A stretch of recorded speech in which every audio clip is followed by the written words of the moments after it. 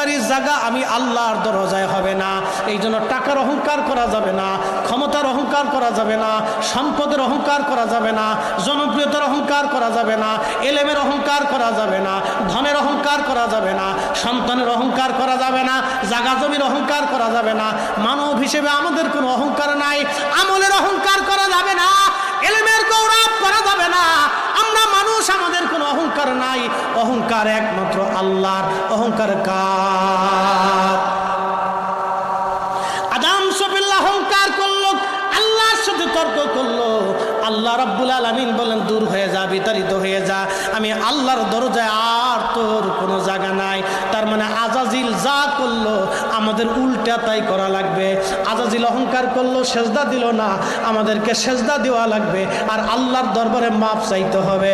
আমরা যখন সেজদা দিব, আল্লাহর দরবারে মাপ চাবো, আমার আল্লাহ আমাদের জীবনের গুণ